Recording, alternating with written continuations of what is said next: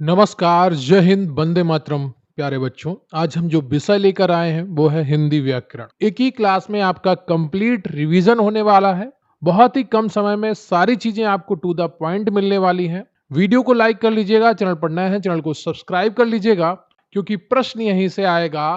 पढ़ते रहेंगे आप मेरे साथ तो आपको यकीन आएगा। मेरा नाम है अभिषेक प्रताप सिंह। चलिए शुरू करते हैं। तो भाषा और व्याकरण, भाषा की बात करेंगे। पहले भाषा की परिभाषा क्या है? भाषा वह सार्थक साधन है जिसके द्वारा मनुष्य अपने मन के भावों और विचारों का आदान प्रदान करता है। भाषा के प्रकार कौन कौन से होते हैं? एक मौखिक भाषा होती है। क्या होती है? मौखिक भाषा। जब हम बोलकर अपने विचार प्रकट करते हैं, यह भाषा का मूल रूप है। जैसे भाषण देना, फोन पर बात करना, कहानी सुनाना, और जैसे मैं अभी आपको पढ़ा रहा हूं, ये सब मौखिक भाषा के उदाहरण हैं। लिखित भाषा, जब हम लिखकर अपने विचार प्रकट करते हैं, यह भाषा को स्थायित्व प्रदान करता है। जैसे पत्र लिखना, पुस्तक पढ़ना या समाचार पत्र, ये सब क्या है? लिखित भाषा के प्रयोग। अब हम बात करेंगे सांकेतिक भाषा की। तो जब संकेतों या इशारों से बात समझाई जाती है तो व्याकरण में इसका अध्ययन नहीं होता है। तो सांकेतिक जो भाषा है उसको हम व्याकरण में नहीं पढ़ते हैं। ट्रैफिक पुलिस का इशारा करना, मुक बधिर लोगों की भाषा, तो ये सारी चीजें क्या है? सांकेतिक भाषा में आती हैं। अब हम बात करेंगे हिंदी के विकास के क्रम की। तो हिंदी का जो मूल विकास होता है वो संस्कृत से होता है। उसके बाद पाली आती है, और फिर आती है प्राकृत, और फिर आती है अपभ्रंश, और उसके बाद आती है अवहट, और फिर आती है हिंदी। तो ये विकास का ये क्रम याद रखिएगा। कई बार परीक्षाओं में इस क्रम से जुड़े हुए प्रश्न आए हैं। संस्कृत से पाली, पाली से प्राकृत, प्राकृत से अपभ्रंश, अपभ्रंश से अवहट्ट, और अवहट्ट से हिंदी आती है। भाषा के विविध रूप होते हैं, जैसे कि राजभाषा। किसी देश के सरकारी कामकाज में प्रयोग होने वाली भाषा राजभाषा कहलाती है। भारत की राजभाषा हिंदी है। अनुच्छेद 343 में ये वर्णित है। साथ में भारत की जो सह राजभाषा है वो अंग्रेजी है, ध्यान रखिए। राष्ट्रभाषा वह भाषा जो देश के अधिकांश निवासियों द्वारा बोली और समझी जाती है। भारत की कोई घोषित राष्ट्रभाषा नहीं है, पर हिंदी यह स्थान रखती है। देखिए, भारत के अधिकांश लोगों द्वारा, लगभग 54%, जो आखिरी जनगणना थी 57% लोगों द्वारा यह भाषा बोली जाती है, हिंदी। तो उस तरीके से इसको राष्ट्रीय भाषा का दर्जा देने का प्रयास किया जाता है, लेकिन आधिकारिक तौर पर भारत की कोई राष्ट्रभाषा नहीं है। अगर बात करें मानक भाषा का, तो भाषा का सर्वमान्य, शुद्ध और परिनिष्ठित रूप जो शिक्षा और कार्यालयों में प्रयोग होता है, मानक भाषा कहलाता है। तो भाषा का सर्वमान्य रूप जो शुद्ध भी है, परिनिष्ठित भी है, और शिक्षा और कार्यालयों में प्रयोग होता है, वो मानक भाषा है। अब हम बात करेंगे बोली की। तो भाषा के क्षेत्रीय रूप को बोली कहते हैं। यह एक सीमित क्षेत्र में बोली जाती है। जब बोली का क्षेत्र बढ़ जाता है तो उसमें साहित्य रचना होने लगती है, तो वह उपभाषा बन जाती है। हिंदी की प्रमुख बोलियां हैं। अब हिंदी, ये बोलियां बदलती कैसे? दो नदियां, दो क्षेत्रों के बीच में जब नदियां आती हैं तो आप देखेंगे सामान्यतः आपकी भाषा बदल जाती है। नदी के इस तरफ कोई और बोली होती है और नदी के उस तरफ दूसरी बोली होती है। भाषा नहीं बदलती, बोली बदल जाती है। ठीक है, ये चीज ध्यान रखिएगा। तो पश्चिमी हिंदी खड़ी बोली, ब्रज भाषा, हरियाणवी, बुंदेली और कन्नौजी। पूर्वी हिंदी की अगर बात की जाए तो अवधी आती है, बघेली आती है और छत्तीसगढ़ी आती है। बिहारी में भोजपुरी आती है, मगही आती है और मैथिली आती है। पहाड़ी बोली में गढ़वाली आती है, कुमायूनी आती है और मंडियाली आती है। राजस्थानी में मारवाड़ी आती है, जयपुरी आती है, मेवाती आती है और मालवी आती है। तो इनको ध्यान रखिएगा, कई बार परीक्षाओं में पूछे गए हैं। विशेष तौर पर पश्चिमी हिंदी, पूर्वी हिंदी और बिहारी हिंदी। पश्चिमी हिंदी में खड़ी बोली, ब्रिजभाषा, हरियाणवी, बुंदेली और कन्नौजी। पूर्वी हिंदी में अवधी, बघेली, छत्तीसगढ़ी। बिहारी में आती है भोजपुरी, मगही और मैथिली। अगर लिपि की बात की जाए तो मौखिक ध्वनियों को लिखित रूप देने के लिए जिन चिन्हों का प्रयोग किया जाता है वे लिपि कहलाते हैं। हिंदी की लिपि देवनागरी है, जिसका विकास ब्राह्मी लिपि से हुआ है। यह बाईं से दाईं ओर लिखी जाती है। विभिन्न भाषाओं की लिपियां हिंदी, संस्कृत, मराठी देवनागरी लिपि में लिखी जाती है। अंग्रेजी, फ्रेंच, जर्मन ये रोमन लिपि में लिखी जाती है। पंजाबी गुरमुखी लिपि में लिखी जाती है। उर्दू, अरबी, फारसी, फारसी और अरबी लिपि में लिखी जाती है। अब हम बात करेंगे व्याकरण की, जो आज हमारा महत्वपूर्ण विषय रहने वाला है। उम्मीद करता हूं आपने वीडियो को लाइक कर लिया होगा। अगर नहीं किया है तो कृपया लाइक करिए, चैनल को सब्सक्राइब करिए। आपका एक लाइक, आपका एक सब्सक्राइब हमें लगातार प्रेरित करता है कि आपके लिए अच्छे से अच्छा कंटेंट लेकर। वीडियो में अंत तक बने रहिएगा। बहुत ही कम समय में बहुत ही शानदार आपका रिवीजन होने वाला है। व्याकरण वह शास्त्र है जो हमें किसी भाषा को शुद्ध रूप से बोलना, लिखना और पढ़ना सिखाता है। इसके मुख्य 3 अंग हैं। एक है वर्ण विचार, दूसरा है शब्द विचार और तीसरा है वाक्य विचार। तो जो व्याकरण है किसी भाषा की, वो 3 चीजों पर आधारित होती है: वर्ण विचार, शब्द विचार और वाक्य विचार।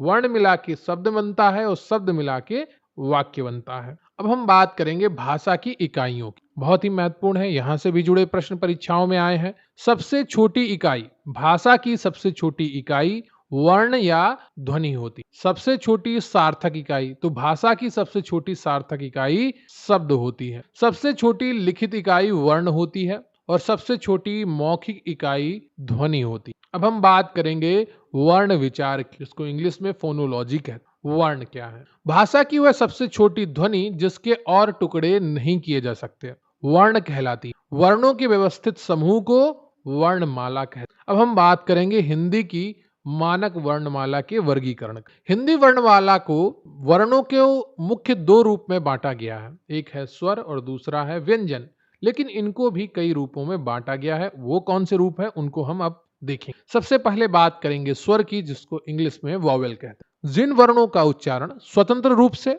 बिना किसी अन्य वर्ण की सहायता के होता है, उन्हें स्वर कहते हैं। मानक हिंदी में इनकी संख्या 11 है। हृष्ट स्वर मूल स्वर है।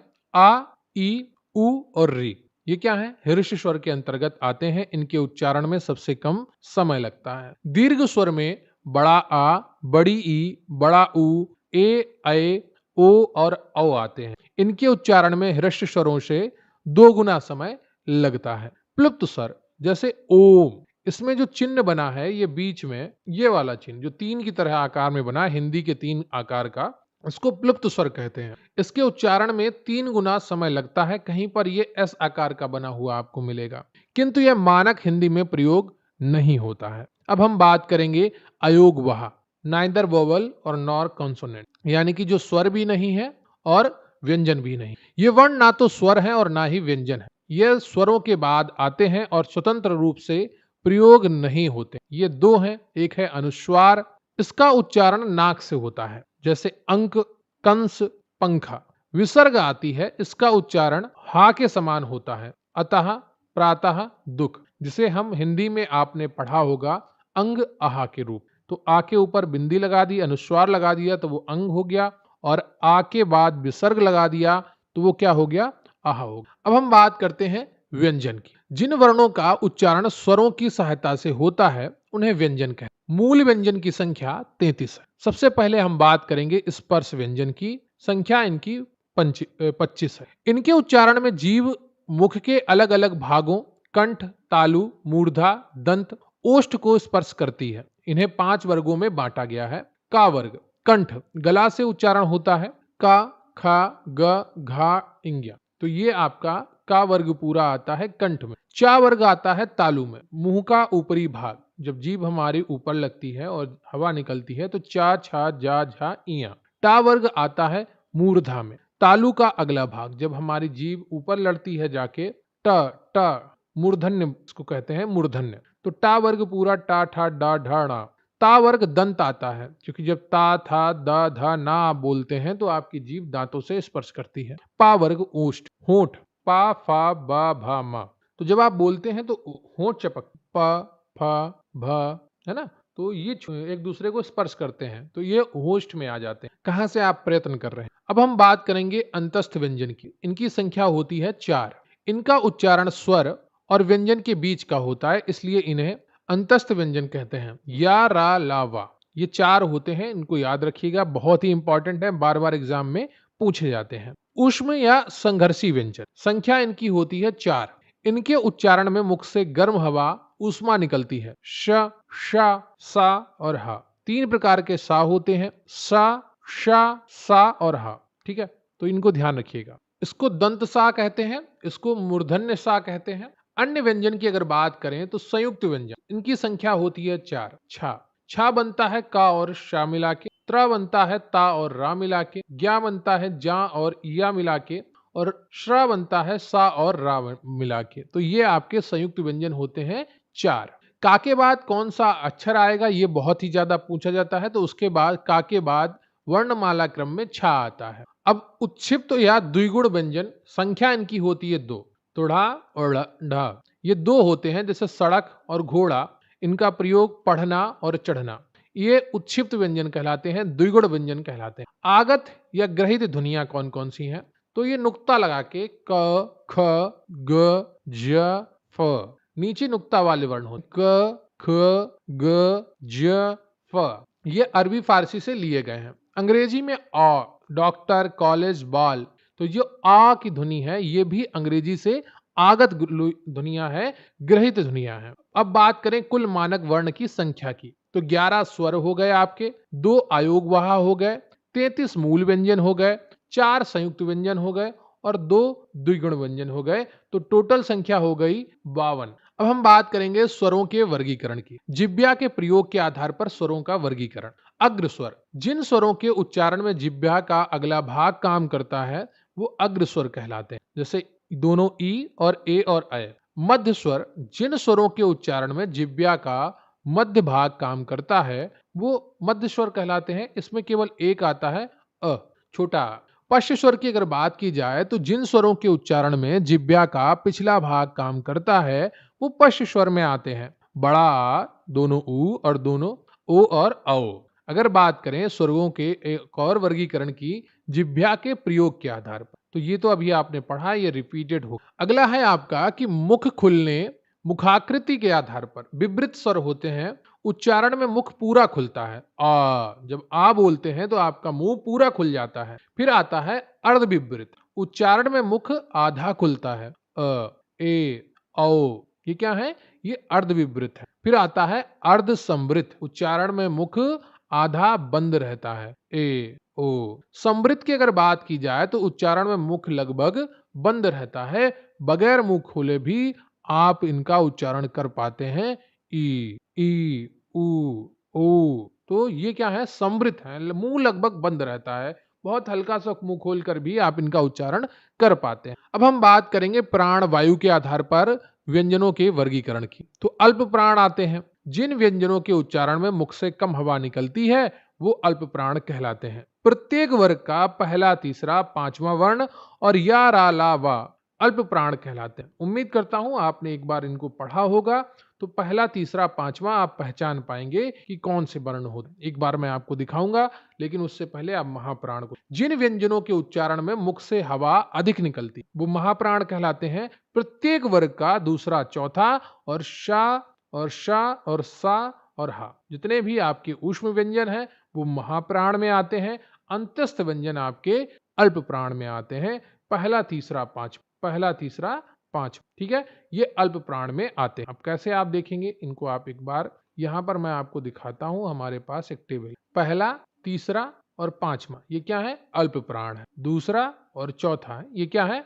महाप्राण है। क, ग, इंग्या, ख, घ, ये क्या है? ख और घ आपके महाप्राण है। और पहला, तीसरा, पांचवा क, ग, इंग्या ये आपका अल्प प्राण में आते हैं। 1, 3, 5 और 2, 4 का जो वर्गीकरण है इसको याद रखें। अब हम बात करेंगे स्वर तंत्री में कंपन के आधार पर वर्गीकरण। अघोष, जिन वर्णों के उच्चारण में स्वर तंत्री में कंपन नहीं होता है वो क्या कहलाते हैं? वो अघोष कहलाते हैं। प्रत्येक वर्ग का पहला, दूसरा वर्ण तथा तीनों शा अघोष है, ठीक है। जो प्रत्येक वर्ग का पहला और दूसरा वर्ण, तो कैसे याद रखें? 12 अघोष, ठीक है, और 24 महाप्राण। ये ट्रिक होती है इनको याद करने की, 12 अघोष और 24 महाप्राण। तो ऐसे आप याद रखेंगे तो बहुत आसानी से याद हो पाएगा। घोष या सघोष, बात एक ही है। जिन वर्णों के उच्चारण में कंपन होता है, प्रत्येक वर्ग का तीसरा, चौथा, पांचवा वर्ण क्या कहलाता है? घोष या सघोष कहलाता है। सभी स्वर सघोष हैं और या, रा, ला, वा, हा अंतस्थ व्यंजन के साथ में हा भी आपका घोष या सघोष वर्ण है, ठीक है।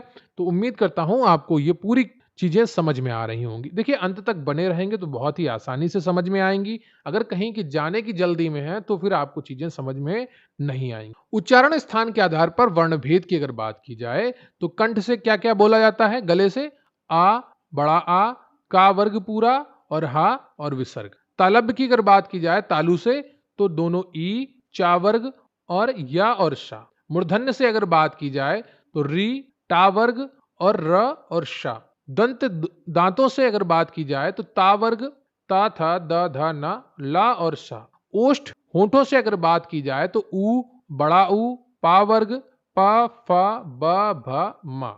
नासिक के नाक से अगर बात की जाए तो इंग्या, या, ड़ा, ना, मा और अनुस्वार। पंचमा अक्षर जो है आपका प्रत्येक वर्ग का वो नासिक से उच्चारित होता है, ध्यान रखिए। अब हम बढ़ेंगे संधि की तरफ। अगला जो हमारा टॉपिक है वो है संधि। बहुत ही महत्वपूर्ण है, ट्रिक के साथ करने वाले हैं, बहुत ही आसानी से चीजें आपको समझ में आने वाली हैं। अगर आपने अभी तक वीडियो को लाइक नहीं किया है तो लाइक कर लीजिए, चैनल पर नए हैं तो चैनल को सब्सक्राइब कर लीजिए। संधि की परिभाषा, दो निकटवर्ती वर्णों के मेल से जो विकार या परिवर्तन होता है उसे संधि कहते हैं। संधि के प्रकार, तीन प्रकार की संधि होती है।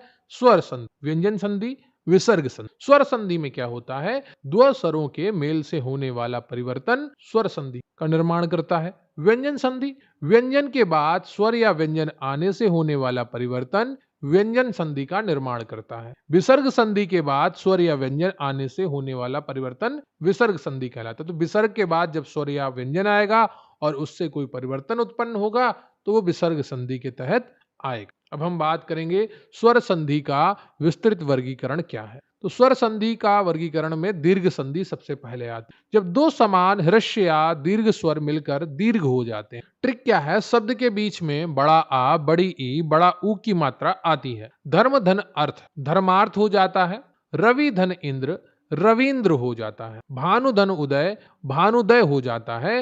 ये किसके उदाहरण है? ये दीर्घ संधि के उदाहरण है। अब हम बात करेंगे गुण संधि। जब अ या बड़ा आ के बाद ई, उ या री आए तो क्या होता है? गुण संधि होता है। शब्द के बीच में ए ओ की मात्रा या अंत में अर की ध्वनि आती है। नर धन इंद्र, नरेंद्र। आ धन ई बराबर ए। महाधन उत्सव इक्वल टू महोत्सव। आ और उ मिलकर ओ बन गए। देवधन ऋषि, देवर्षि हो गए। ठीक है, तो आ या आ के बाद ई, उ या री आए तो क्या होता है? गुण संधि बन। तो ए ओ की मात्रा होगी या अंत में अर की ध्वनि आती है। देवर्षि आ गया, नरेंद्र आ गया, महोत्सव आ गया। ठीक है, अब हम बात करेंगे वृद्धि संधि। जब आ या आ के बाद ए, ऐ, ओ, औ आए तो शब्द के बीच में ए औ की दो मात्राएं आती हैं। जैसे एक धन एक, एकाएक महाधन औषधि, महोषध हो गया। ठीक है, तो दो मात्राएं आ रही हैं यहां पर, आप देखिए दो मात्राएं वृद्धि संधि, एक मात्रा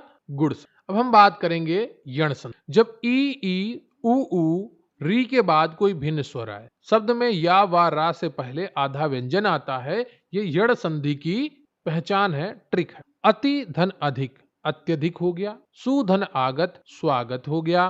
पितृ धन आज्ञा, पित्राज्ञा हो। ठीक है, तो ई और आ मिलकर क्या बनते हैं? या बनता है।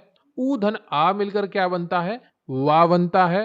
री धन आ मिलकर क्या बनता है? रा बनता है। अब हम बात करेंगे अयादि संधि। जब ए, ऐ, ओ, औ के बाद कोई भिन्न स्वर आए तो अयाद संधि का निर्माण होता। शब्द का उच्चारण ऐ, आओ, अब, आओ जैसे शब्दों से होता है। तो ऐ, आए, अब, आओ जैसे शब्द जब आते हैं तो अयाद संधि का निर्माण होता। ने धन अन, नयन हो जाता है। ए और आ मिलकर अय बनाया। नय धन अक, नायक हो गया। ए और अय और आ मिलकर आय बनाता। ओ धन अन, पवन हो गया। ओ और आ मिलकर अव बनाते। क्लियर है आपको? अन्य संधियों की अगर बात करें तो व्यंजन संधि, व्यंजन के बाद स्वर या व्यंजन आने से होने वाला परिवर्तन व्यंजन संधि कहलाता। दिक धन गज, तो दिग्गज हो गया। का और गा मिला तो आधा गा और पूरा गा बन गया। सत जन जन, तो क्या हो गया? सज्जन हो गया। ता, तो ये आधा जा बन गया। जगत धन नाथ, जगन्नाथ हो गया। ता और ना, आधा ना और पूरा ना। समधन सार, संसार हो गया। मा धन सा क्या हो गया? ये आपका अनुस्वार बिंदु जो होता है वो हो। विसर्ग संधि, विसर्ग के बाद स्वर या व्यंजन आने से होने वाला परिवर्तन। मनहा धन रथ, मनोरथ हो गया। विसर्ग में रा बन जुड़ा तो ओ हो गया।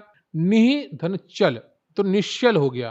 तो विसर्ग में चा आया तो शा बन गया। दुहु धन शासन तो विसर्ग में शा आया तो वो शा बन गया। नमः धन ते विसर्ग में ता आया तो शा बन गया। तो ये विसर्ग संधि के नियम है। तो इनको विस्तृत कभी और पढ़ेंगे। अभी संक्षिप्त में हमने आपको कुछ उदाहरण बता दिया कि व्यंजन और विसर्ग संधि किस प्रकार से काम करती है। विस्तृत रूप में पढ़ेंगे तो पूरा रिवीजन क्लास आपको ये संधि पे आ जाएगी, इसलिए इनको अभी हम संक्षिप्त में ही कवर करते हैं। अब हम बढ़ेंगे शब्द विचार की तरफ। यह भी बहुत ही इंपॉर्टेंट टॉपिक है। शब्द की परिभाषा क्या होती है उसको देख लेते हैं। एक या एक से अधिक वर्णों से बनी हुई स्वतंत्र सार्थक ध्वनि को शब्द कहें, जैसे कमल, लड़का। शब्दों के भेद क्या होते हैं? तो उत्पत्ति के आधार पर तत्सम शब्द। संस्कृत भाषा के वे शब्द जो हिंदी में बिना किसी परिवर्तन के प्रयोग होते हैं, जैसे अग्नि, सूर्य, क्षेत्र और दुग्ध। तद्भव की अगर बात करें तो संस्कृत के वे शब्द जो रूप बदलकर हिंदी में प्रयोग होते हैं, जैसे आग अग्नि से, सूरज सूर्य से, खेत क्षेत्र से, दूध दुग्ध। ठीक है, तो जो परिवर्तन आ जाता है तो वो तद्भव बन जाता है। देशज शब्द वे शब्द जिनकी उत्पत्ति का पता नहीं चलता, ये क्षेत्रीय प्रभाव से बने होते हैं, जैसे पगड़ी, लोटा, पेट, खिड़की। विदेशी या आगत जो शब्द दूसरी भाषाओं से अरबी, फारसी, अंग्रेजी आदि से हिंदी में आए हैं, जैसे स्कूल, डॉक्टर, कानून, औरत, चाय। ये सब क्या है? विदेशी आगत शब्द। अब हम बात करेंगे शब्द निर्माण की। उपसर्ग क्या होता है? वे शब्दांश जो किसी शब्द के आरंभ में जुड़कर उसके अर्थ में विशेषता ला देते हैं, तो वो उपसर्ग कहलाते हैं। जैसे अति धन आचार, अत्याचार हो गया, यहाँ पर अति उपसर्ग है। प्रधनहार, प्रहार हो गया, यहाँ पर प्रा उपसर्ग है। तो ये बार बार एग्जाम में पूछा जाता है कि इस शब्द में कौन सा उपसर्ग है, या ये उपसर्ग लगाने से कौन सा शब्द बने। तो उनको उपसर्ग को देखना बहुत ही ज्यादा जरूरी है। आप उसको डिटेल में किताब से पढ़िएगा या कहिएगा कमेंट बॉक्स में, मैं पूरी अलग से वीडियो लेकर आऊंगा उपसर्ग की ट्रिक के साथ, कैसे उसको पहचाने, कैसे उसको करें। अब हम बढ़ेंगे प्रत्यय की तरफ, जिसको सफिक्स कहते हैं। वे शब्दांश जो किसी शब्द के अंत में जुड़कर नया शब्द बनाते हैं, जैसे समाज धन इक सामाजिक हो गया, यहाँ इक प्रत्यय है। लिख धन आवट लिखावट हो गया, यहाँ आवट प्रत्यय है। अगर हम बात करें समास की, कंपाउंड की, तो समास की परिभाषा क्या है? दो या दो से अधिक शब्दों को मिलाकर एक नया संक्षिप्त शब्द बनाने की प्रक्रिया को समास कहते हैं। समास के कई प्रकार भी हैं, जैसे अव्ययीभाव समास, जिसमें पहला पद प्रधान होता है या अवयव हो, जैसे यथाशक्ति, शक्ति के अनुसार, प्रतिदिन, हर दिन, आजन्म, जन्म से लेकर। तत्पुरुष समास, जिसमें दूसरा पद उत्तर पद प्रधान होता है और कारक चिन्हों का लोप होता है, जैसे राजपुत्र, राजा का पुत्र, यश प्राप्त, यश को प्राप्त। कर्मधारय समास, जिसमें एक पद विशेषण और दूसरा विशेष्य होता है, जैसे नील कमल, नीला है जो कमल, चंद्रमुख, चंद्रमा के समान मुख। विशेषण और विशेष अगर आप समझ गए तो निश्चित रूप से आप इसको बहुत ही आसानी से कर पाएंगे। तो जब भी कर्मधारय समास में दिक्कत आ रही हो, विशेषण और विशेष को अलग से पढ़िए। द्विगु समास, जिसमें पहला पद संख्यावाचक होता है, जैसे चौराहा, चार राहों का समूह, तिरंगा, तीन रंगों का समूह। बात करें द्वंद्व समास की, तो जिसमें दोनों पद प्रधान होते हैं और विग्रह करने पर और या अथवा लगता है, जैसे माता पिता, माता और पिता, पाप पुण्य, पाप और पुण्य। तो एक दूसरे के विरोधाभासी होते हैं, विपरीत होते हैं द्वंद्व समास में ऐसे शब्द। बहुब्रीहि समास, जिसमें कोई भी पद प्रधान नहीं होता, बल्कि दोनों से मिलकर किसी तीसरे अर्थ का बोध कराते हैं, जैसे दशानन, दस है आनंद जिसके अर्थात रावण। नीलकंठ, नीला है कंठ जिसका अर्थात शिव। ठीक है, नीलकंठ में आपका कर्मधारय समास भी, क्योंकि विशेषण और विशेष यहां पर लागू होता है, लेकिन जब वहां पर बहुब्रीहि समास ऑप्शन में दिया होगा तो फिर आपको बहुब्रीहि है टिक। जब बहुब्रीहि ना दिया हो तब आप कर्मधारय टिक कर पाएंगे, क्योंकि यहां पर नीलकंठ भगवान भोलेनाथ को भी कहा जाता है। अब हम बात करेंगे रूप विचार की। तो संज्ञा क्या है? किसी व्यक्ति, वस्तु, स्थान, जाति या भाव के नाम को संज्ञा कहते हैं। व्यक्तिवाचक संज्ञा, राम, दिल्ली, गंगा, हिमालय, रामायण, ये सब क्या है? व्यक्तिवाचक संज्ञाएं हैं। जातिवाचक संज्ञा, नदी, पर्वत, लड़का, शहर, पुस्तक, ये क्या है?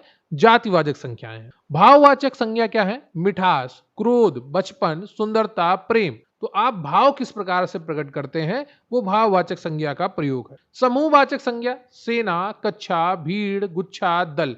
जहां दो से अधिक लोग दिखे वो समूहवाचक संज्ञा होती है। सेना में कितने लोग होंगे? बहुत सारे लोग होंगे। कक्षा में कितने बच्चे होंगे, बहुत सारे बच्चे होंगे। भीड़ में कितने लोग होंगे, बहुत सारे लोग हैं। गुच्छे में कितने फूल हैं, बहुत सारे फूल हैं। दल में कितने लोग हैं, बहुत सारे लोग हैं। तो क्या है, ये समूह की बात कर रहे हैं। द्रव्यवाचक संज्ञा, सोना, घी, पानी, चांदी, तेल, पेट्रोल, ये सब क्या है, द्रव्यवाचक है, द्रव की बात कर रहे हैं। अब हम बात करेंगे भाववाचक संज्ञा का निर्माण कैसे होता है। जातिवाचक से, बूढ़ा एक जाति है लेकिन बुढ़ापा भाववाचक संज्ञा है। बच्चा एक जाति है, बचपन भाववाचक संज्ञा है। सर्वनाम से अगर अपना सर्वनाम है लेकिन अपनापन भाववाचक संज्ञा है। मम क्या है, सर्वनाम है। ममता क्या है, भाववाचक संज्ञा है। विशेषण मीठा है और यह आपका मिठास भाववाचक संज्ञा है। सुंदर आपका विशेषण है लेकिन सुंदरता आपका भाववाचक संज्ञा है। हमारा अगला टॉपिक है सर्वनाम, प्रोनाउन जिसको अंग्रेजी में कहते हैं। संज्ञा के स्थान पर प्रयोग होने वाले शब्दों को सर्वनाम कहते हैं। जैसे वह होता है, मैं होता हूं, हम होते हैं, तुम होते हो, ये सब क्या है, सर्वनाम होते। पुरुषवाचक सर्वनाम क्या होते हैं, इसको 3 प्रकार से बांटा गया है पुरुषवाचक सर्वनाम को। उत्तम पुरुष, मध्यम पुरुष और अन्य पुरुष। उत्तम पुरुष में मैं और हम आता है। मध्यम पुरुष में तू, तुम और आप आता है। अन्य पुरुष में वह और वे आते हैं। ये क्या है, ये पुरुषवाचक सर्वनाम के प्रकार है। और पुरुषवाचक सर्वनाम में उत्तम पुरुष मैं और हम, मध्यम पुरुष तुम और तू और आप, अन्य पुरुष में वह वे आते हैं। उदाहरण के लिए, मैं पढ़ रहा हूं, तुम खा रहे हो, वह जा रहा है। तो जितने भी यहाँ पर सर्वनाम के शब्द प्रयोग हुए हैं, मैं, तुम, वह, ये सब क्या है, ये आपके सर्वनाम है। निजवाचक सर्वनाम, आप स्वयं खुद हैं। मैं यह काम आप ही कर लूंगा, मैं यह काम स्वयं ही कर लूंगा, मैं खाना स्वयं ही बना लूंगा, मैं खुद से ही लिख लूंगा। तो ये क्या है, ये निजवाचक सर्वनाम के उदाहरण है। निश्चयवाचक, यह मेरी पुस्तक है, वह मेरी साइकिल है। तो ये निश्चयवाचक सर्वनाम में आएंगे। अनिश्चयवाचक सर्वनाम की अगर बात की जाए तो कोई, कुछ, बाहर कोई खड़ा है, कुछ सामान ले आओ, ये सब क्या है, अनिश्चयवाचक सर्वनाम है। प्रश्नवाचक सर्वनाम में आता है कौन, क्या, कहां। तुम क्या खा रहे हो, तुम कहां जा रहे हो, तुम किससे मिलने जा रहे हो, ये सब क्या है, प्रश्नवाचक सर्वनाम में कौन, किससे, क्या, कहा, कहां। संबंधवाचक सर्वनाम की बात की जाए तो जो सो, जो करेगा सो भरेगा, जैसा करोगे वैसा मिलेगा। तो ये सब क्या है, संबंधवाचक सर्वनाम है। अब हम बात करेंगे विशेषण की, एडजेक्टिव की। संज्ञा या सर्वनाम की विशेषता बताने वाले शब्दों को विशेषण कहते हैं। गुणवाचक, अच्छा, काला, मोटा, सुंदर, वीर। संख्यावाचक, 4, 10, कुछ, सब। परिमाणवाचक, 2 किलो, थोड़ा पानी, बहुत दूध। तो परिमाणवाचक में निश्चित संख्यावाचक होता है, अनिश्चित परिमाणवाचक होता है। निश्चित में 2 kilo, 5 kilo, 2 litre, 5 litre, 1 metre, 2 metre. और अनिश्चित जो परिमाणवाचक होता है उसमें थोड़ा पानी, बहुत पानी, कुछ चीजें, तो ये उसमें आता है। सार्वनामिक संकेतवाचक, यह घर, वह लड़का, कोई व्यक्ति। अगला जो टॉपिक है वो है क्रिया और काल। जिस शब्द से किसी काम के करने या होने का बोध हो उसे क्रिया कहते हैं। कर्म के आधार पर क्रिया को 2 भागों में बांटा गया है। सकर्मक क्रिया, क्रिया जिसका कर्म होता है। जैसे राम पुस्तक पढ़ता है, तो राम यहाँ पर करता है और पुस्तक और पढ़ता, तो पढ़ता क्रिया का यहाँ पर कर्म क्या है, पुस्तक है। माँ खाना बनाती है, बनाती का कर्म क्या है, खाना है। अकर्मक क्रिया, क्रिया जिसका कर्म नहीं होता है। पक्षी उड़ते हैं, क्या उड़ता है, आप नहीं बता पाएंगे। बच्चा रोता है, क्या रोता है, आप नहीं बता पाए। कौन रोता है, कौन उड़ता है, तो इसका उत्तर कौन से मिलता है, अकर्मक क्रिया में। क्या पढ़ता है, सकर्मक क्रिया में क्या से उत्तर मिलता। रचना या प्रयोग के आधार पर क्रिया के भेद। सामान्य क्रिया, जब वाक्य में एक ही क्रिया पद का प्रयोग हो, जैसे मोहन गया, मैंने पढ़ा। संयुक्त क्रिया, जब 2 या 2 से अधिक क्रियाएं मिलकर एक पूर्ण क्रिया बनाती हैं, जैसे वह घर पहुंच गया, तुम खाने लगे, तुम खरीद कर लाए। प्रेरणार्थक क्रिया, जब कर्ता स्वयं काम न करके किसी दूसरे को काम करने के लिए प्रेरित करता है, तो वहां पर प्रेरणार्थक क्रिया होती है। माँ ने बच्चे को नौकरानी से दूध पिलवाया, मैंने नाई से बाल कटवाए। तो ये क्या है, ये प्रेरणार्थक क्रिया है। कटवाए, बनवाए, पिलवाया, खिलवाया। नाम धातु क्रिया, संज्ञा, सर्वनाम या विशेषण शब्दों से बनने वाली क्रिया। बात से बतियाना, गर्म से गरमाना, अपना से अपनाना। पूर्वकालिक क्रिया, जब कर्ता एक क्रिया समाप्त कर तत्काल दूसरी क्रिया आरंभ करता है तो पूर्वकालिक क्रिया होती है। वह नहाकर पढ़ने बैठा, वह सामान चुराकर भाग गया, वो खाना खाकर खेलने गया। तो ये सब क्या है, ये पूर्वकालिक क्रिया के उदाहरण हैं। अब हम बात करेंगे काल और काल के भेद की। भूतकाल, भूतकाल का एक प्रकार होता है सामान्य भूतकाल, तो ये क्रिया सामान्य रूप से भूतकाल में हुई होती है। सीता गई, राम गया, मोहन खाया, तो ये क्या है? सामान्य भूतकाल है। आसन्न भूत, क्रिया अभी अभी समाप्त हुई है। सीता गई है, राम गया है, मैंने पढ़ा है, तुमने खाया है, ये क्या है? ये आसन्न भूत है, बस अभी अभी खत्म हुआ है। पूर्ण भूतकाल, क्रिया बहुत पहले समाप्त हो गई थी। सीता गई थी, राम पढ़ रहा था, मैं खा रहा था, ये क्या है? पूर्ण भूतकाल है। क्रिया अभी से काफी पहले समाप्त हो चुकी है। अपूर्ण भूतकाल, क्रिया भूतकाल में हो रही थी। सीता जा रही थी, मैं खा रहा था, मोहन पढ़ रहा था, राम दौड़ रहा था। संदिग्ध भूतकाल, क्रिया के होने में संदेह होता है। सीता गई होगी, तुमने खाना खा लिया होगा, मोहन पढ़ रहा होगा, ये सब क्या है? संदिग्ध भूतकाल है। यानी कि आपको सही पता नहीं है, आप अनुमान लगा रहे हैं कि पिछले समय में, बीते हुए समय में क्या हो रहा हो। हेतु हेतु मत भूतकाल, एक क्रिया दूसरी पर निर्भर होती है। यदि सीता जाती तो मैं भी जाता, यदि मोहन खाता तो मैं भी खाता, यदि तुम खाना लाते तो मैं खाना खा पाता। ये सब क्या है? हेतु हेतु मत भूत क्रिया है, एक क्रिया दूसरे पर निर्भर होती। वर्तमान काल की अगर बात करें, प्रेजेंट टेंस की, तो यहां पर भी आपको तीन भेद देखने को मिलते हैं। एक सामान्य वर्तमान काल, क्रिया वर्तमान समय में सामान्य रूप से होती है। राम पढ़ता है, मोहन खाता है, सीता जाती है, ये सब क्या है? सामान्य वर्तमान, सामान्य रूप से होती है। अपूर्ण वर्तमान, क्रिया वर्तमान समय में चल रही है। प्रेजेंट कंटिन्यूअस जिसको कहते हैं आप इंग्लिश में। राम पढ़ रहा है, मोहन खा रहा है, राम खेल रहा है, सीता पढ़ रही है, सीता खा रही है, गीता बोल रही है, ये सब क्या है? अपूर्ण वर्तमान काल है। संदिग्ध वर्तमान काल, क्रिया के वर्तमान में होने में संदेह हो। तो राम पढ़ता होगा, अब कहीं आप वो कमरे में बैठा है अंदर, या आप नीचे वाले फ्लोर पे हैं, कोई ऊपर है, अब आपसे कोई पूछे कि राम क्या कर रहा है, तो आप क्या कहेंगे? वो पढ़ता हो, वो खेलता हो। भविष्य काल की अगर बात की जाए, फ्यूचर टेंस की, तो सामान्य भविष्य होता है। क्रिया भविष्य में सामान्य रूप से होगी। राम पढ़ेगा, मैं खेलूंगा, मोहन खाएगा। संभाव्य भविष्य काल, क्रिया के भविष्य में होने की संभावना होती है। शायद कल वर्षा हो, शायद तुम जाओ, शायद मैं खाना खाऊं। अगला जो हमारा टॉपिक है वो है वाच्य, वॉइस। क्रिया का वह रूप जिससे है पता चले कि वाक्य में कर्ता, कर्म या भाव में से किसकी प्रधानता है, उसे वाच्य कहते हैं। तो यहाँ पर प्रधानता को पता करना वाच्य कहला। कर्ती वाच्य जिसको कहते हैं एक्टिव वॉइस, जब क्रिया का संबंध सीधे कर्ता से। राम पत्र लिखता है, मोहन खाना खाता है, सीता पतंग उड़ाती, तो क्या है यहाँ पर? कर्ती वाच्य, कर्तृ। कर्म वाच्य की अगर बात की जाए, पैसिव वॉइस, जब क्रिया का संबंध कर्म से हो। राम द्वारा पत्र लिखा जाता है, सीता द्वारा खाना बनाया जाता है, तो यहाँ पर क्या है? द्वारा जैसे शब्द आते हैं, से द्वारा, के द्वारा। भाववाच्य, तो जब क्रिया का संबंध कर्ता या कर्म से ना होकर भाव से हो। यह प्राय अकर्मक क्रिया से बनता है और असमर्थता प्रकट करता है। मुझसे चला नहीं जाता, यानी कि वो करने योग्य नहीं है।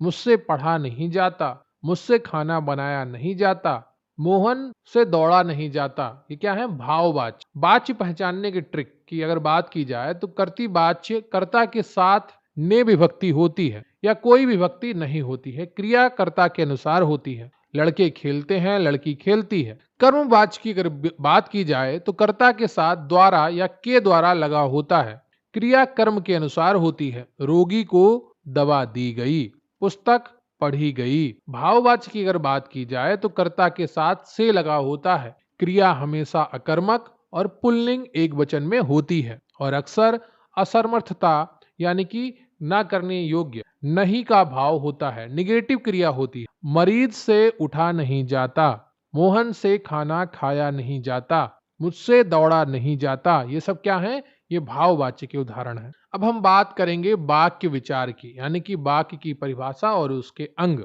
तो शब्दों का वह व्यवस्थित समूह जिससे एक पूर्ण अर्थ प्रकट होता है, वाक्य कहलाता है। उद्देश्य क्या है इसका? सब्जेक्ट। तो वाक्य में जिसके बारे में कुछ कहा जाए वो उद्देश्य होता है, वो सब्जेक्ट होता है। मेहनती लड़का सफल होता है, तो ये क्या है? ये उद्देश्य है। विधेय की अगर बात की जाए, प्रेडिक्टिव, प्रेडिकेट, तो उद्देश्य के बारे में जो कुछ कहा जाए वो विधेय होता है। मेहनती लड़का सफल होता है, तो यहाँ जो सफल होता है ये आपका विधेय है, और मेहनती लड़का जो है ये आपका उद्देश्य। रचना के आधार पर वाक्य की भेद की अगर बात की जाए, तो सरल वाक्य इसमें एक ही उद्देश्य और एक ही विधेय होता है। सूर्योदय होने पर कुहासा जाता रहा, वर्षा हो रही है। तो वर्षा यहाँ पर उद्देश्य है और हो रही विधेय है। इसमें केवल एक ही मुख्य क्रिया होती है, कोई योजक शब्द नहीं होता है। ये इसकी ट्रिक है किसकी? सरल वाक्य। अब हम बात करेंगे संयुक्त वाक्य की। इसमें दो या दो से अधिक स्वतंत्र उपवाक्य होते हैं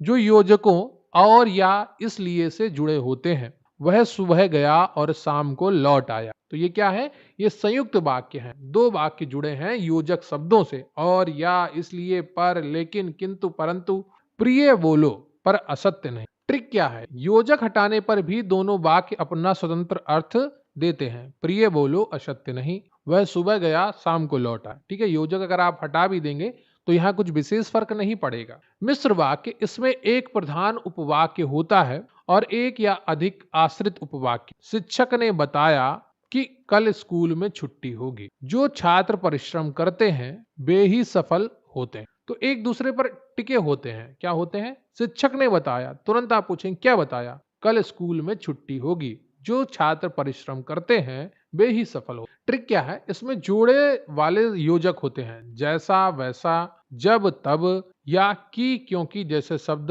होते हैं। अब हम बात करेंगे विराम चिन्ह एवं वर्तनी की। उम्मीद करता हूं आपको वीडियो पसंद आ रही होगी और आपने वीडियो को लाइक कर लिया होगा। अगर नहीं किया है तो तुरंत लाइक करिए और चैनल को सब्सक्राइब करिए। बहुत ही मेहनत के साथ ये कंटेंट आपके लिए लाया गया है।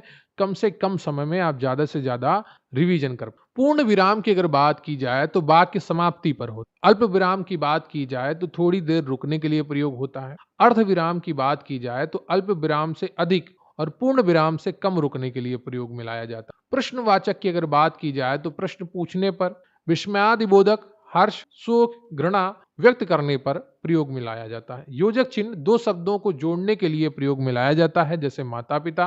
अक्सर इनको विपरीत अर्थक शब्दों के लिए जोड़ने के लिए प्रयोग में लाया जाता है। उद्धरण चिन्ह किसी के कथन को ज्यों का त्यों लिखने के लिए प्रयोग में लाया जाता है। अब हम बात करेंगे काव्य सौंदर्य के तत्व कौन? पोएटिक एलिमेंट, रस। बहुत ही इंपॉर्टेंट टॉपिक है, बार बार एग्जाम में पूछा जाता है। काव्य को पढ़ने, सुनने या नाटक देखने से पाठक, श्रोता या दर्शक को जिस आनंद की अनुभूति होती है उसे रस कहते हैं। इसे काव्य की आत्मा भी कहा जाता है। रस के अंग या घटक की बात की जाए तो स्थायी भाव, वे भाव जो मनुष्य के हृदय में स्थायी रूप से विद्यमान रहते हैं, स्थायी भाव कहलाते हैं। विभाव, स्थायी भाव को जगाने वाले कारण, जैसे आलंबन और उद्दीपन, ये विभाव होते हैं। अनुभाव, स्थायी भाव के जागृत होने पर होने वाली शारीरिक चेष्टाएं, जैसे कांपना, मुस्कुराना। संचारी भाव, मन में कुछ समय के लिए आने जाने वाले भाव जो स्थायी भाव को पुष्ट करते हैं। अब हम बात करेंगे रस के प्रकार और स्थायी भाव और उदाहरण की। मुख्य रूप से 9 रस माने गए हैं, लेकिन बाद में आचार्यों ने 2 और रस, वात्सल्य और भक्ति को शामिल कर इनकी संख्या 11 कर दी। श्रृंगार रस, रति या प्रेम, इसका स्थायी भाव होता है। बतरस लालच लाल की, मुरली धरी लुकाए, सोह करें भौयन हंसें, दैन कहे नटी जाए। यहाँ पर प्रेम की बात हो। श्रृंगार रस 2 प्रकार का होता है, एक आपका संयोग श्रृंगार और एक वियोग श्रृंगार। संयोग श्रृंगार में नायक और नायिका के मिलन की बात होती है और वियोग श्रृंगार रस में नायक और नायिका के बिछड़ने की बात होती है। हास्य रस का जो स्थायी भाव है हास, यहाँ पर हंसी आती। बुरे समय को देखकर गंजे तू क्यों रोए, किसी भी हालत में तेरा बाल न बांका। तो क्या है ये? हास्य। करुण रस की अगर बात की जाए तो इसका जो स्थायी भाव है वो शोक है, जिसका अर्थ होता है दुख। देख सुदामा की दीन दशा, करुणा करके करुणा निधि। करुण रस का उदाहरण। वीर रस की अगर बात की जाए तो इसका जो स्थायी भाव होता है वो उत्साह होता है, जिसका अर्थ जोश होता है। बुंदेले हर बोलों के मुंह, हमने सुनी कहानी थी, खूब लड़ी मर्दानी वह तो झांसी वाली। रौद्र रस, क्रोध, गुस्सा, इसका अर्थ होता है। श्री कृष्ण के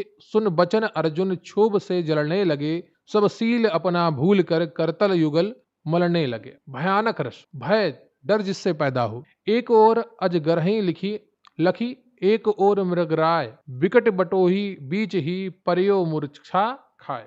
विभत्स रस, जुगुत्सा, जहां पर घृणा पैदा हो जाए। सिर पर बैठियो काग आंख, दो खात निकारत, खींचत जिभहि स्यार, अति ही आनंद उर्धारत। सर पे बैठा कौआ आंख निकाल कर खा रहा। तो ये विभत्स दृश्य का दर्शन है। तो जुगुप्सा यहाँ पर हो जाएगा, जुगुप्सा। घृणा इसका अर्थ होता है। अद्भुत रस आता है, विस्मय, आश्चर्य की बात जहां पर की। अखिल भुवन चर अचर सब, हरि मुख में लखी मातु, चकित भई गदगद वचन, विकसित दृग पुलकात। शांत रस यहाँ पर स्थायी भाव निर्वेद होता है, अक्सर लोग कंफ्यूज हो जाते हैं, जहां पर वैराग्य पाए। मन रे तन कागद का पुतला, लागय बूंद बिनस जाए।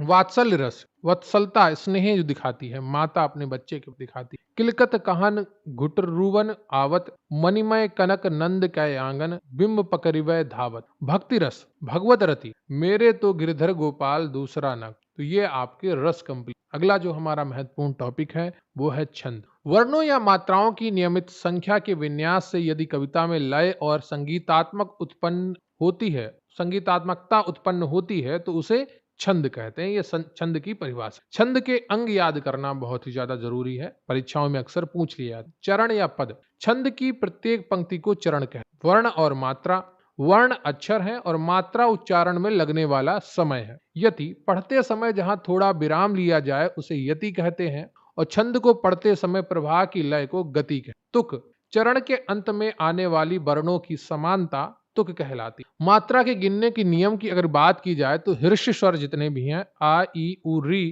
की मात्रा एक होती है, इन्हें लघु कहते हैं। दीर्घ स्वर आ ई बड़ा उ ए ऐ ओ औ और अनुस्वार विसर्ग युक्त वर्ण की दो मात्राएं होती हैं जिन्हें गुरु पद कहते हैं। प्रमुख मात्रिक छंदों की अगर बात की जाए तो हम प्रारंभ करेंगे दोहा से। यह अर्धसम मात्रिक छंद होता है। इसके पहले और तीसरे चरण में 13-13 मात्राएं होती हैं, दूसरे और चौथे चरण में 11-11 मात्राएं होती। ठीक है, दूसरे चौथे में 11-11, तो 13-11 13-11 ध्यान रखिए। श्री गुरु चरण सरोज रज, निजमन मुकुर सुधारि, बरनौ रघुवर बिमल जसु, जो दायक फल। ये दोहा का उदाहरण। अगला जो है आपका वो है सोरठ। ये दोहे का ठीक उल्टा होता है। इसके पहले और तीसरे चरण में 11-11 मात्राएं होती हैं, दूसरे और चौथे चरण में 13-13 मात्राएं होती हैं, यानी कि 11-13 जो सुमिरत सिद्धि होई, गणनायक करि बरवदन, करहु अनुग्रह सोई, बुद्धि राशि शुभ गुण सदन। अगली जो आपका छंद है वो है चौपाई। यह सममात्रिक छंद है। इसके प्रत्येक चरण में 16 मात्राएं होती हैं। जय हनुमान ज्ञान गुण सागर, जय कपीसित लोक उजागर, रामदूत अतुलित बल धामा, अंजन पुत्र पवन। अगला जो हमारा छंद है वो है रोला।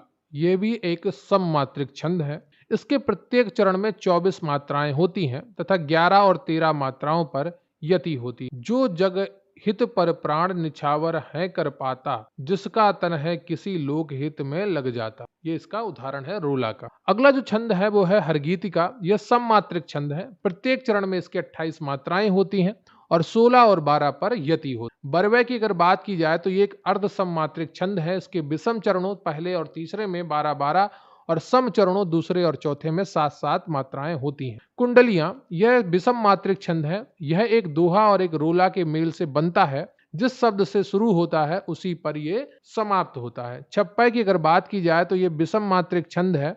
यह रोला के 4 चरणों और उल्लाला के 2 चरणों से मिलकर बनता है। अब हम बात करेंगे अलंकार की और सबसे पहले प्रारंभ करेंगे शब्दालंकार। अनुप्रास अलंकार की अगर बात करें तो जब किसी वर्ण की आवृत्ति बार बार होती है तो वहां पर अनुप्रास अलंकार होता है। जैसे तरणी तनुजा तट तमाल तरुवर बहुछाय, यहाँ पर ता वर्ण की आवृत्ति कई बार हुई है। अगला उदाहरण है चारु चंद्र की चंचल किरणें। चा वर्ण की आवृत्ति कई बार हुई है। अगला जो हमारा अलंकार है वो है यमक अलंकार। जब एक ही शब्द एक से अधिक बार आए और हर बार उसका अर्थ भिन्न हो तो वहां पर यमक अलंकार होता है।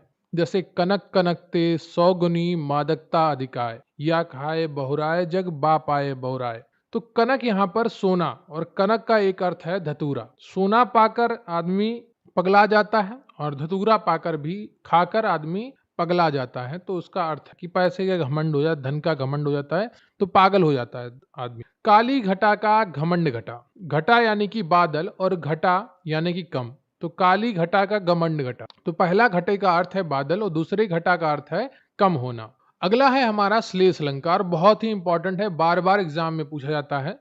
जब एक ही शब्द के एक से अधिक अर्थ निकलते हो तो वहां पर श्लेष अलंकार होता है। जैसे कि रहीमन पानी राखिए बिन पानी सब सून, पानी गए न उबरे मोती मानुष चून।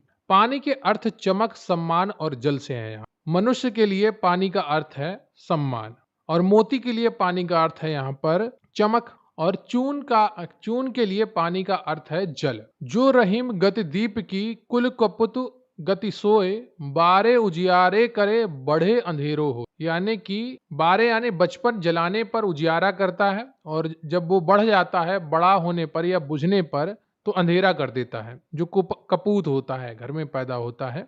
अब हम बात करेंगे प्रमुख अर्थालंकारों की। उपमा अलंकार, जब किसी व्यक्ति या वस्तु की तुलना किसी दूसरे प्रसिद्ध व्यक्ति या वस्तु से की जाती है तो वहां पर उपमा अलंकार होता है। इसमें सा, सी, से, सम, सरिस जैसे वाचक शब्द आते हैं। देखिए तुलना हो रही है। पीपर पात सरिस मन डोला। क्या? मन की तुलना पीपल से की गई है। पीपर पात सरिस मन डोला।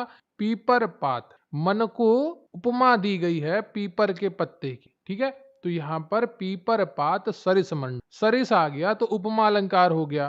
फिर दूसरा, हाय फूल सी कोमल बच्ची हुई राख की थी ढेर। तो सी आ गया, फूल सी कोमल बच्ची, तो फूल की तुलना या उपमा दी गई है बच्ची को। अगला जो अलंकार है वो है रूपक अलंकार। जब गुण की अत्यधिक समानता के कारण उपमेय ही उपमान का अभेद आरोप कर दिया जाता है। इसमें उपमेय और उपमान के बीच योजक चिन्ह होता है। क्या होता है? योजक चिन्ह होता है। चरण कमल बंदो हरिराई। क्या? चरण ही कमल है, कोई सा, सी, से, सरिस शब्द का प्रयोग नहीं किया। चरण कमल बंदो हरिराई, चरणों को ही कमल मान लिया गया है। पायो जी मैंने राम रतन धन पायो, राम को ही रतन धन पा लिया, मान लिया। अगला जो अलंकार है वो है उत्प्रेक्षा अलंकार। जब उपमेय में उपमान की संभावना या कल्पना की जाती तो यहाँ पर पहचानने की एक बहुत ही अच्छी ट्रिक होती है। यहाँ पर मनु मानो, जनु जानो, मनहु जनहु जैसे शब्दों का प्रयोग होता है। सोहत ओढ़ पीत पटु श्याम सलोने गात, मनो नील मन शैल पर सातव परियो प्रभात। तो यहाँ पर क्या है? मनो का प्रयोग हुआ है। मनो, ये क्या है? यहाँ पर उत्प्रेक्षा अलंकार है। उस काल मारे क्रोध के तन कांपने उसका लगा, मानो हवा के जोर से सोता हुआ सागर जग। तो यहाँ पर क्या प्रयोग हुआ है? मानो। ठीक है, तो इस प्रकार के जब शब्दों का प्रयोग होता है तो वहां पर कौन सा अलंकार होता है? वहां पर उत्प्रेक्षा अलंकार होता है। अब हम बात करेंगे अतिशयोक्ति अलंकार। जब किसी बात को बहुत ही बढ़ा चढ़ाकर कहा जाए, जैसे कि हनुमान की पूंछ में लगन ना पाई आग, लंका सगरी जल गई गए निशाचर भाग। कि हनुमान की पूंछ में आग भी नहीं लग पाई, उससे लंका जल गई और निशाचर सारे भाग।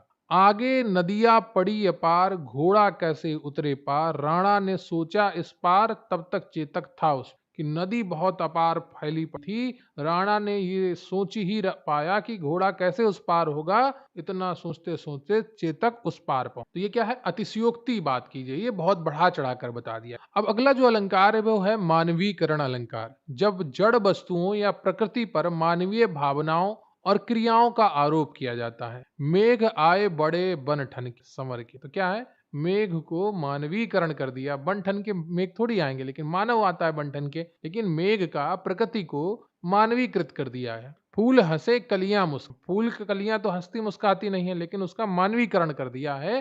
तो ये मानवीकरण अलंकार। कारक की परिभाषा की अगर बात की जाए, डिफिनीशन ऑफ केस, संज्ञा या सर्वनाम के जिस रूप से उसका संबंध वाक्य के दूसरे शब्दों विशेषकर क्रिया से जाना जाता है उसे कारक कहते हैं। कारक को प्रकट करने के लिए जो चिन्ह लगाए जाते हैं उन्हें विभक्ति या परसर्ग कहते हैं। उदाहरण के लिए, राम ने रावण को बाण से मारा, तो इस वाक्य में ने प्रयोग हुआ है, को प्रयोग हुआ है और से प्रयोग हुआ है। तो विभक्ति चिन्ह है ये, जो राम रावण बाण का संबंध मारा क्रिया से बता रहे हैं। अब हम बात करेंगे कर्ता कारक की। लास्ट में आपका पूरा रिवीजन होगा, लेकिन उससे पहले आप एक विधिवत तरीके से सभी कारक को पढ़ लें, बार बार पढ़ने की आवश्यकता न पड़े। विभक्ति चिन्ह क्या होता है? कर्ता कारक का ने होता है। यह चिन्ह केवल भूतकाल की सकर्मक क्रिया के साथ लगता है। कई वाक्यों में कोई चिन्ह नहीं होता है, शून्य विभक्ति भी होती है। पहचानने की ट्रिक क्या है? वाक्य की क्रिया से कौन या किसने लगाकर प्रश्न करें, जो उत्तर मिलेगा वही कर्ता कारक होगा। राम ने पत्र लिखा,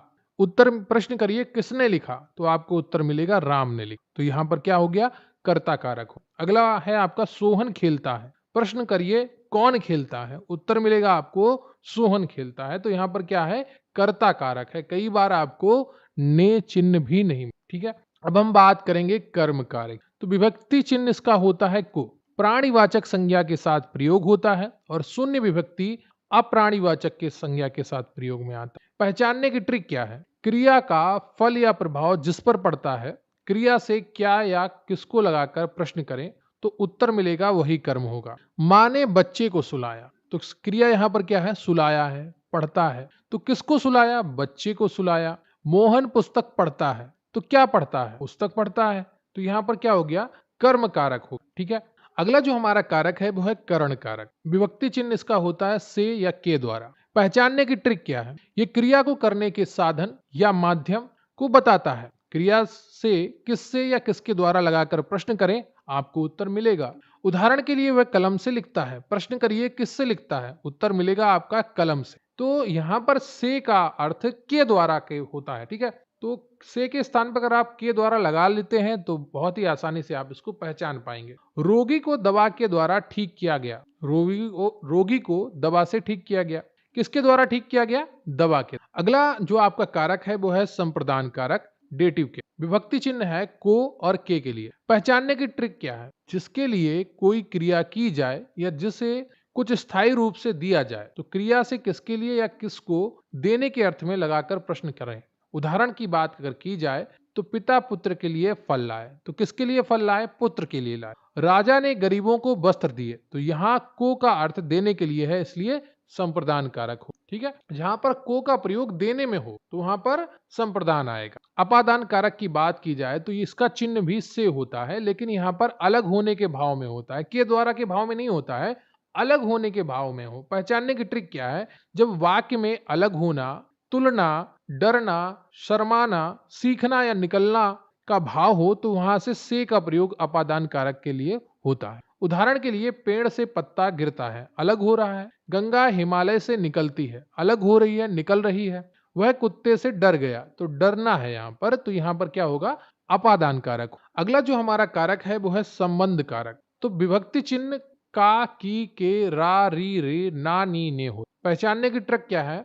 यह एक संज्ञा सर्वनाम का दूसरी संज्ञा सर्वनाम से संबंध बताता है। यह राम का घर है, दशरथ के 4 पुत्र थे, यह मेरी किताब है, मेरा, मेरी, मेरे। तो क्या ये संबंध बता रहे हैं। दशरथ के 4 पुत्र थे। किसके 4 पुत्र थे? दशरथ के। तो पुत्र का संबंध किससे है? दशरथ से। अगला जो कारक है वो है अधिकरण कारक। विभक्ति चिन्ह होता है में पर। पहचानने की ट्रिक क्या है? कि क्रिया के होने स्थान या समय को बताता है। क्रिया से कहां या किस में लगाकर प्रश्न। पक्षी आकाश में उड़ रहे हैं, कहां उड़ रहे हैं? उत्तर आता है आपका आकाश में उड़ रहे। बिल्ली मेज पर बैठी है, कहां बैठी है? मेज पर बैठी है। तो में और पर अधिकरण के कारक चिन्ह। संबोधन कारक हे, अरे, ओ, अजी। पहचानने की ट्रिक क्या है? किसी को पुकारने, बुलाने या सावधान करने के लिए इसका प्रयोग होता है। इसके बाद विस्मयादिबोधक चिन्ह का प्रयोग होता है। हे ईश्वर हमारी रक्षा करो, अरे तुम कहां से हो, अरे तुम यहाँ कैसे। तो ये सब क्या है? संबोधन कारक है। तो अब हम एक बार इनका रिवीजन कर लेते हैं और बहुत ही आसानी से आपका ये पूरा रिवीजन हो जाएगा कारक और विभक्ति तालिका का। कर्ता ने कर्म को करण से के द्वारा साधन के रूप में यहाँ पर होता है। संप्रदान को के लिए देने के भाव के रूप में प्रयोग होता है। अपादान यहाँ पर से प्रयोग होता है, करण में भी से प्रयोग होता है, लेकिन वहां का से के द्वारा अर्थ देता है, यहाँ पर अलग होने का भाव देता है अपादान में। संबंध में का, की, के, रा, री, रे आता है और अधिकरण में पर आधार आता है। ठीक है। आधार किसके आधार पर, कहां पर रखा है। और संबोधन हे, अरे, ओ आता है। ठीक है। तो ये आपके कारक के विभक्ति चिन्ह है, इनको याद कर लीजिए। कर्ता ने कर्म को करण से के द्वारा साधन के रूप में, संप्रदान को के लिए देने के भाव के रूप में, अपादान से अलग होने के रूप में, संबंध का, की, के, रा, री, रे, अधिकरण में पर आधार पर, और संबोधन हे, अरे, ओ। तो ये आपका कंप्लीट होता है कारक विभक्ति चिन्ह। अब हम पढ़ेंगे हिंदी दिवस और विश्व हिंदी संमेलन। इसके अलावा कुछ महत्वपूर्ण आपको वन लाइनर भी मिलने वाले हैं जो ग्रामर के आपकी बहुत ही इंपॉर्टेंट रहे। ये आपका ग्रामर का एक बड़ा सेक्शन कंप्लीट हो जाता है और जो बचा हुआ है वो भी अगले 5 मिनट में आपका कंप्लीट हो जाएगा। तो वीडियो में अंत तक बने रहिएगा। वीडियो को लाइक कर लीजिएगा, चैनल पर नए हैं चैनल को सब्सक्राइब कर लीजिए। हिंदी दिवस और विश्व हिंदी सम्मेलन। राष्ट्रीय हिंदी दिवस 14 सितंबर को मनाया जाता है क्योंकि इस दिन संविधान ने हिंदी को राजभाषा के रूप में अपनाया था। विश्व हिंदी दिवस 10 जनवरी को मनाया जाता है। प्रथम विश्व हिंदी सम्मेलन 10 जनवरी 1975 को नागपुर में हुआ था। विश्व हिंदी दिवस की शुरुआत 10 जनवरी 2006 में मनमोहन सिंह सरकार द्वारा की गई। पहले 4 विश्व हिंदी सम्मेलन के स्थान नागपुर, मॉरिशस, भारत और मॉरिशस था। अब हम बात करेंगे भाषा परिवार की। भारत में हिंदी के दो प्रमुख परिवार हैं। एक है भारोपीय परिवार, भारत में 73% लोग बोलते हैं। समावेश भारत व यूरोप में प्रचलित भाषाएं, उदाहरण हिंदी, रूसी, उर्दू, फारसी, बांग्ला, पंजाबी, जर्मन, फ्रेंच, अंग्रेजी, संस्कृत, ग्रीक। द्रविड़ परिवार की अगर बात की जाए, ये दूसरा परिवार है। यहाँ पर भारत में लगभग 23% लोग द्रविड़ परिवार की भाषाएं बोलते हैं। 73% लोग भारोपीय परिवार की भाषाएं बोलते हैं और द्रविड़ परिवार की भाषाएं भारत के 23% लोग बोलते हैं। समावेश यहाँ पर दक्षिण भारत में प्रचलित भाषाएं हैं। उदाहरण के तौर पर तमिल, तेलुगु, कन्नड़, मलयालम, तुलु, ये सब किसमें? द्रविड़ परिवार की भाषाएं हैं। और भारोपीय परिवार की भाषाओं में जो समावेश हुआ है वो हिंदी, रूसी, उर्दू, फारसी, बंगला, पंजाबी, जर्मन, फ्रेंच, अंग्रेजी, संस्कृत और ग्रीक। हिंदी किस परिवार की भाषा है? तो हिंदी भारोपीय परिवार की भाषा है। आप ये जानकर रखिएगा, याद करके। अब राजभाषा आयोग की अगर बात की जाए तो गठन अनुच्छेद 344 के अंतर्गत होता है। पहले अध्यक्ष बनते हैं बीजी खेर, बाल गंगाधर खेर। गठन की तिथि थी 7 जून 1955। कार्य था हिंदी को विकसित करने के लिए सिफारिशें देना। कार्यकाल है 10 साल के लिए। अब हम बात करेंगे परीक्षा के लिए महत्वपूर्ण नियम और ट्रिक्स, जिनको पढ़कर आप बहुत ही आसानी से बहुत ही अच्छा स्कोर कर पाएंगे। वर्ण विचार, अ स्वर उदासीन होता है, इसकी कोई मात्रा नहीं होती। सभी स्वर सघोष और अल्प प्राण होते हैं। वर्ण विचार, या और वा को अर्धस्वर भी कहा जाता है। रा लुंठित व्यंजन है, जबकि ला पार्श्विक व्यंजन। ये मैंने ऊपर नहीं बताई थी जब आपको स्टार्टिंग में शुरू किया था, यहाँ पर बता रहा हूँ। कुछ चीजें बहुत ही इंपॉर्टेंट मैंने बचा कर रखी थी कि अंत में आपको बताऊंगा, जिनको आप बहुत ही आसानी से याद कर पाएंगे। तो रा लुंठित व्यंजन है और ला पार्श्विक व्यंजन। तीनों सा अघोष है, लेकिन हा सघोष महाप्राण है। शब्द के बीच में आ, ई, उ की मात्रा देखें तो दीर्घ संधि की संभावना होती है। संधि शब्द के ऊपर एक मात्रा ए और ओ की हो तो अंत में, या अंत में अर हो तो गुण संधि होती है। शब्द के ऊपर दो मात्राएं ए और औ आए तो वृद्धि संधि की पहचान है। या व रा पहले आधा अक्षर आए तो यण संधि की मुख्य पहचान है। पवन, नयन, पावक जैसे सरल 3 अक्षरों वाले शब्द अक्सर अयाद संधि के होते हैं। पहला पद उपसर्ग यथा प्रति आ हो तो अव्ययी भाव समास होता है। विग्रह करने पर कारक चिन्ह का, की, के, में, पर से निकले तो तत्पुरुष समास होता है।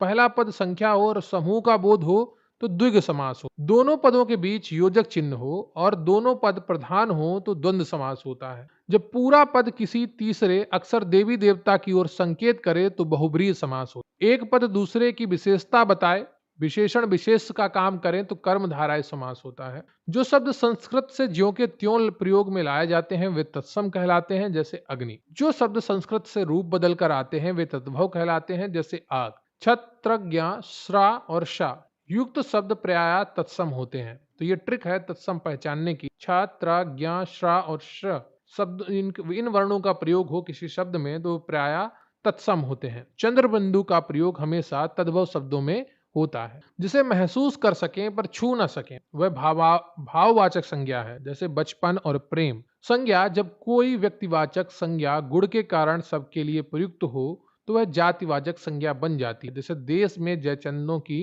कमी नहीं। सर्वनाम की अगर बात की जाए तो आपका प्रयोग जब स्वयं के लिए हो तो वह निजवाचक होता है। सर्वनाम प्रश्न पूछने के लिए कौन, प्राणी और क्या वस्तु का प्रयोग होता है। विशेषण की अगर बात की जाए तो संज्ञा के ठीक पहले आकर उसकी ओर संकेत करने वाले सर्वनाम को सार्वनामिक विशेषण कहते हैं, वो बन जाते हैं, जैसे वह लड़का। क्रिया, क्रिया से क्या या किसको पूछने पर उत्तर मिले तो क्रिया सकर्मक होती है। जब कर्ता काम खुद ना करके किसी और से काम करवाए तो प्रेरणार्थक क्रिया होती है, जैसे लिखवाना। धातु के अंत में कर या करके लगाने से पूर्वकालिक क्रिया बनती है, जैसे नहाकर, नहा के। अवयव, जिन शब्दों पर लिंग वचन कारक का कोई प्रभाव नहीं पड़ता वे अवयव, जैसे आज और धीरे धीरे। कर्ता के साथ ने चिन्ह प्रयोग कर्तृवाच्य की पहचान है। कर्म के साथ कोक का चिन्ह प्रयोग हो या कर्ता के साथ द्वारा लगाया जाता हो तो कर्मवाच्य हो। वाच्य, क्रिया कर्मक हो और वाक्य में असमर्थता का भाव हो तो भाववाच्य होता है, जैसे मुझसे चला नहीं।